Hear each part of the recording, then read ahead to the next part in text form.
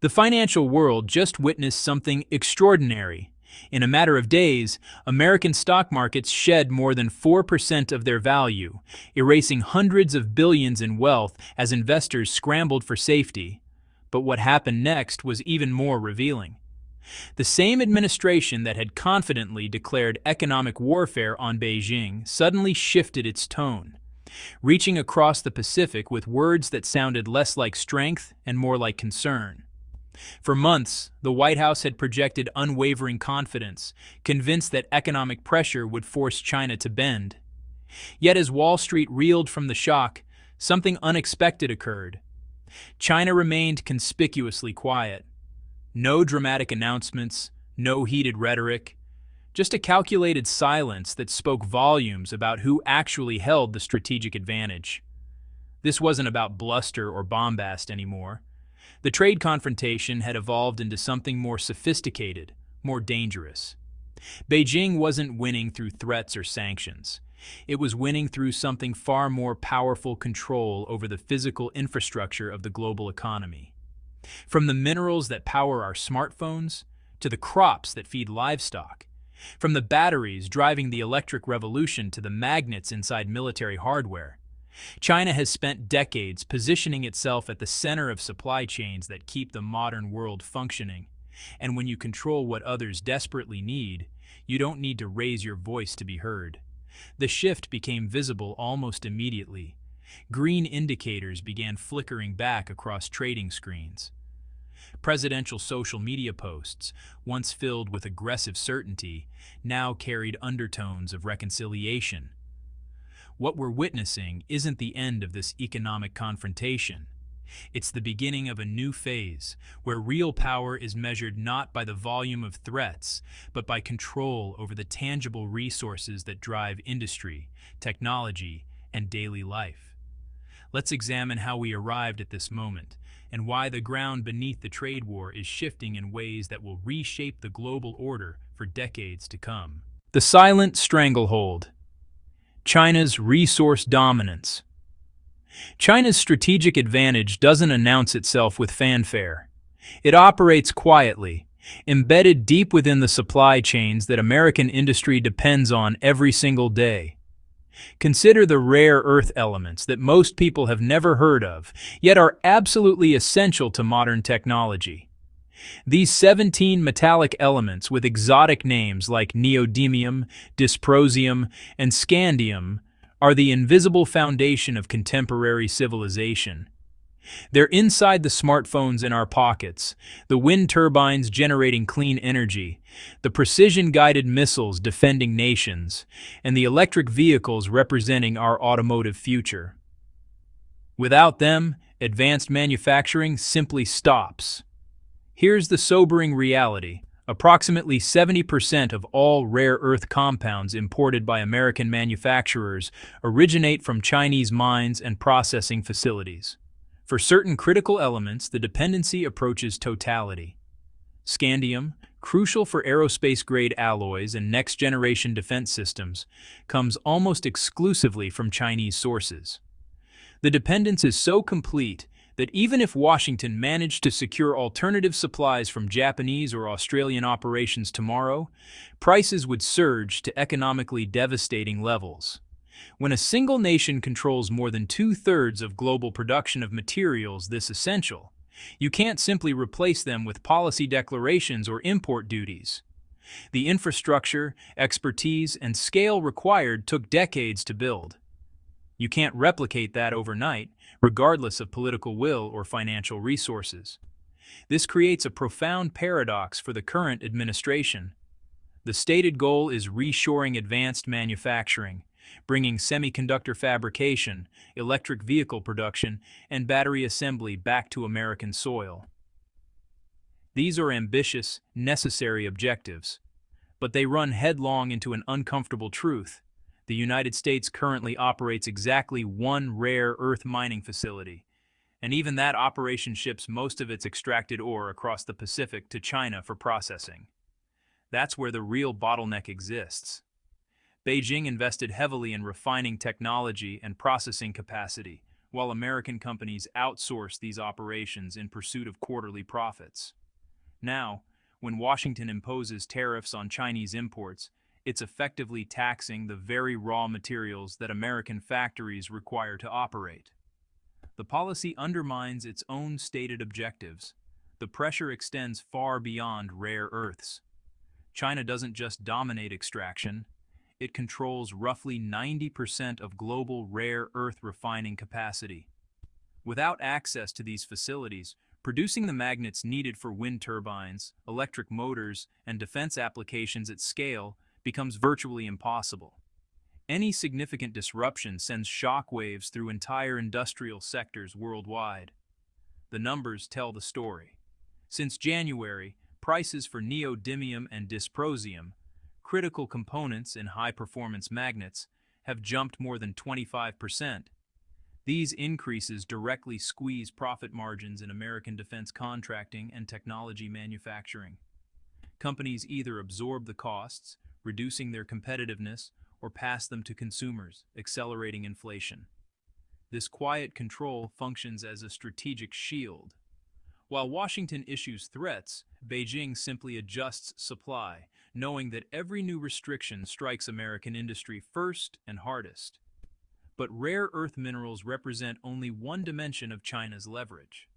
The next target hits even closer to the American heartland. The whiplash.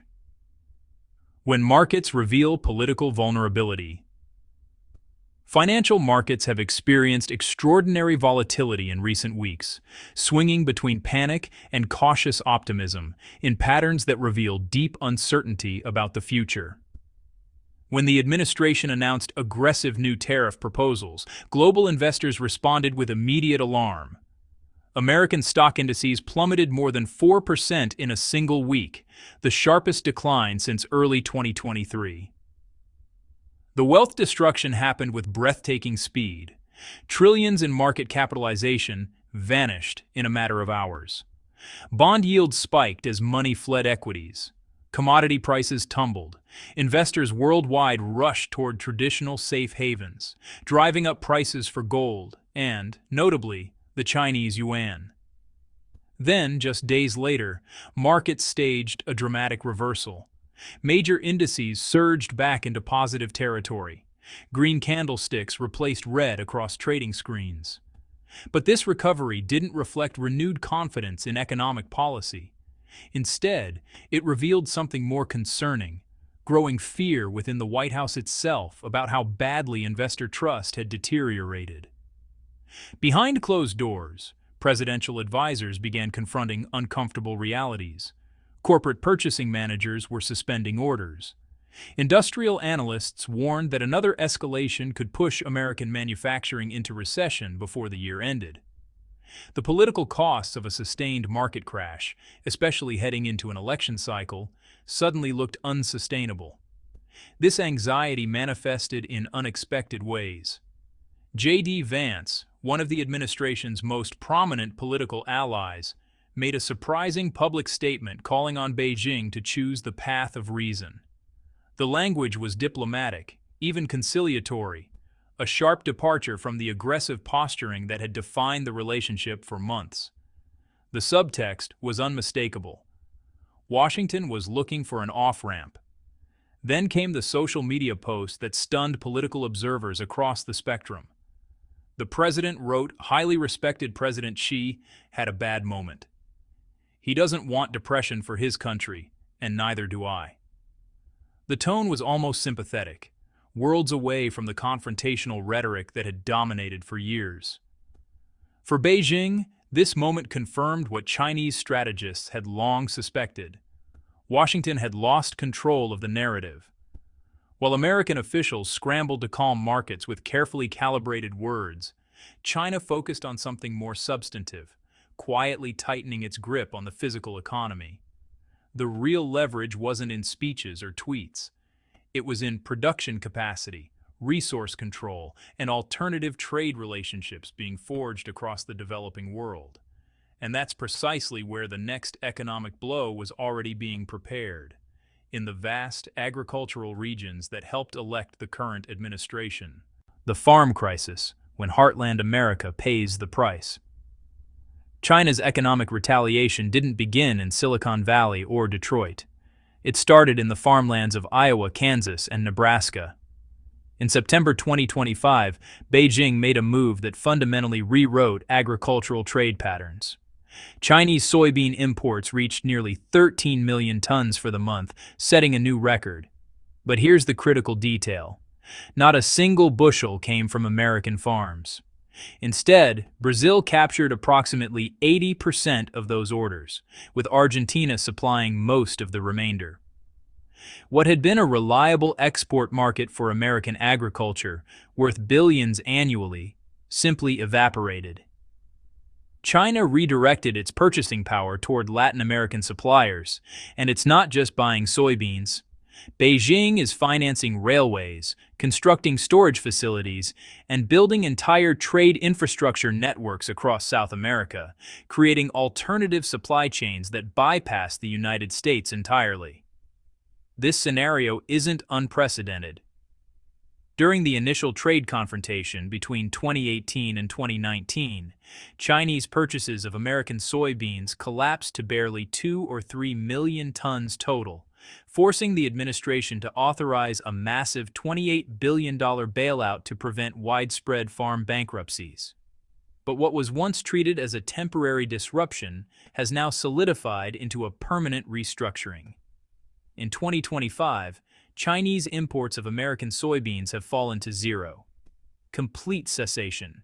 And unlike the previous crisis, this freeze shows every sign of lasting for years as Beijing deepens economic ties with its new Latin American partners. The infrastructure investments alone signal long-term strategic intent.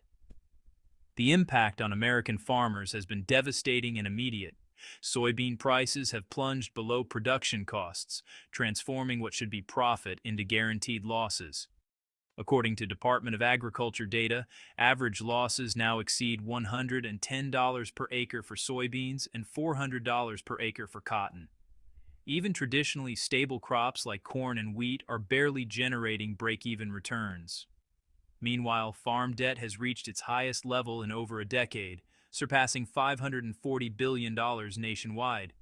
Annual interest payments alone hit $33 billion this year, representing roughly 7% of total farm operating expenses. When borrowing costs consume that much of your budget, there's no margin for error. Small and medium-sized farming operations have no financial buffer left to absorb additional shocks. Agricultural economists are now warning that the next federal bailout could easily double or triple the 2018 package. We're talking about potentially pouring tens of billions more into emergency agricultural assistance, all of which adds to an already strained federal budget. Each new round of aid contributes to America's $37 trillion national debt, a burden that future generations will be servicing long after current trade policies have been forgotten. While American farmers struggle with existential threats to their livelihoods, China continues expanding its agricultural footprint across Latin America, converting what were once reliable American export markets into strategic partnerships aligned with Beijing. For Washington, this represents more than lost revenue. It's a fundamental loss of economic and political influence in America's own hemisphere. And as agriculture reels from these strategic blows, manufacturing faces its own perfect storm of rising costs and diminishing competitiveness. The double bind. How tariffs and debt create a downward spiral.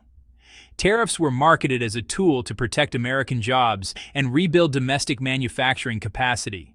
In practice, they've become an economic trap that's inflicting damage across nearly every sector of the economy. When import duties increase, the cost of everything connected to production rises in lockstep.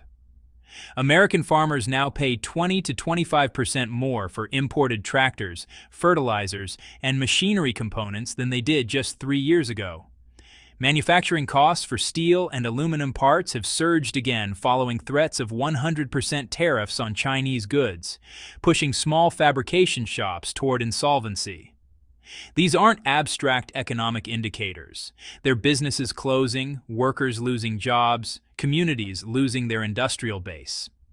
For the federal government, Each new tariff generates short-term revenue, but creates long-term economic pain. To offset losses in agriculture and manufacturing, Washington has no choice but to increase spending through bailouts, subsidies, and tax relief programs. The inevitable result is expanding deficits. The Congressional Budget Office now projects the United States will borrow over $1.8 trillion this fiscal year alone, adding to a national debt that has already surpassed $37 trillion. The interest payments on this debt now exceed $1 trillion annually. That's money that can no longer be invested in infrastructure renewal, education, healthcare, or any other public priority. It's simply servicing past borrowing. Simultaneously, inflation remains stubbornly persistent. Tariffs keep import prices elevated, and Federal Reserve interest rate adjustments can't solve supply chain problems created by trade restrictions. American producers find themselves squeezed from both directions, rising input costs and shrinking consumer demand. Large multinational corporations possess the resources and flexibility to shift production to other countries. Smaller domestic manufacturers lack that option and face an existential threat. The irony is profound. Policies explicitly designed to make America economically self-reliant are instead driving industries toward higher debt levels and lower global competitiveness. The gap between stated objectives and actual outcomes grows wider each quarter. And while the White House struggles to reconcile these contradictions, Beijing has moved to secure its position in perhaps the most critical industry of the 21st century. The battery war. China's grip on the electric future. China has now opened a decisive new front in the economic confrontation: batteries. After establishing dominance in rare earth minerals and agricultural trade, Beijing has moved to protect its most valuable strategic asset, the lithium-ion supply chain that will power the global transition away from fossil fuels. This year, China implemented new export controls on advanced battery materials and manufacturing equipment, specifically targeting cathode and anode technologies essential for electric vehicle production. The strategic logic is straightforward. Keep the most valuable innovations inside China and make it virtually impossible for G7 nations to build competitive alternatives quickly enough to matter. Currently, approximately 80 to 90% of all cathodes, anodes, and electrolyte components used in lithium-ion batteries worldwide are produced or refined in China. The country also controls more than 60% of global lithium refining capacity and over 70% of cobalt processing. Without access to these materials and processing capabilities, battery costs skyrocket, making electric vehicles economically unviable for mass markets. South Korea, Japan, and European manufacturers cannot fill this gap, at least not in the time frame that matters. And now, American tariff policies make it even more expensive for domestic firms to import components from allied nations. If China decides to further restrict exports of battery materials, the entire American electric vehicle transition could effectively freeze overnight. The competitive gap is already visible and widening. China's largest EV manufacturer delivered 580,000 vehicles in the third quarter of 2025, compared to Tesla's 500,000. While Tesla announces plans for new gigafactories, China has over 200 battery production plants, either operational or under construction. This isn't a race where America is slightly behind. It's a race where China has lapped the field. Beijing's dominance doesn't stem merely from lower labor costs. It reflects advantages in manufacturing speed, logistics coordination, and integrated control over every stage of production, from lithium mines in Africa to finished battery cells shipped globally. If the United States attempted to build a truly independent battery supply chain from scratch, conservative estimates suggest it would require at least a decade and cost several $1 trillion in combined public and private investment. Meanwhile, China can weaponize time itself. It can keep battery prices stable domestically, while American industries drown in rising costs and supply uncertainty. This is strategic patience backed by industrial capacity, and it's proving devastatingly effective. This is where the trade war reaches its philosophical breaking point. The moment when Washington must confront the reality that tariffs cannot fix a system where China already owns the foundation. The bluff revealed. When confidence meets reality. The president continues insisting that the United States holds the stronger hand in this economic poker game. He praises Xi Jinping in interviews, calling him a great leader and claiming their personal relationship remains solid. These statements are designed to project confidence as markets oscillate between fear and cautious optimism. But beneath the optimistic rhetoric, every strategic card played has begun turning against the administration. The tariffs meant to punish China have instead raised costs for American consumers and businesses. The strong dollar, once wielded as an economic weapon, has accelerated global efforts to reduce dollar dependency. Even the farm bailouts intended to protect rural America have deepened the national debt, which now exceeds $37 trillion and continues climbing. Behind the speeches and social media declarations, investors worldwide are recognizing the structural cracks forming. Interest payments alone approach $1 trillion annually. American manufacturing output has contracted for 3 consecutive quarters. Washington is juggling inflation control, deficit reduction, and declining global trust, like a Jenga tower swaying dangerously under accumulated weight. The administration's latest tariff threats may sound bold and decisive, but they expose the same fundamental vulnerability China has systematically exploited: America's dependence on debt financing and fragile supply chains built over decades of outsourcing. While Washington talks about economic victory, Beijing keeps building industrial capacity, research infrastructure, and alternative trade relationships. The world is watching this confrontation carefully and quietly deciding which economic system appears more stable, more sustainable, more worthy of long-term partnership. The reckoning, what comes next. This trade war has crystallized a fundamental truth about power in the 21st century. In our interconnected global economy, real leverage comes from production capacity, not from rhetoric or negotiating postures. China spent decades methodically building that capacity, while America optimized for quarterly profits and shareholder returns. Now the structural weaknesses are impossible to ignore. Rising national debt constraining policy options. Broken supply chains that can't be repaired quickly. Political leadership trapped between maintaining pride and confronting economic reality. The next moves will be decisive. Will China further tighten its grip with additional export restrictions on critical materials? Will the administration pull back from its 100% tariff threats or double down despite mounting economic costs? Will American industry receive the sustained, multi-decade investment required to rebuild truly independent supply chains? The answers to these questions will shape not just the American economy, but the entire global economic order for the next generation. What's becoming clear is that the old playbook, where America could simply impose its will through financial pressure and military backing, no longer functions in a world where industrial capacity and resource control have become the ultimate currencies of power. The dragon isn't roaring. It doesn't need to.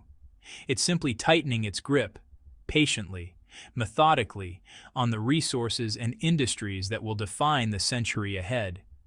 And that quiet confidence might be the most powerful weapon of all.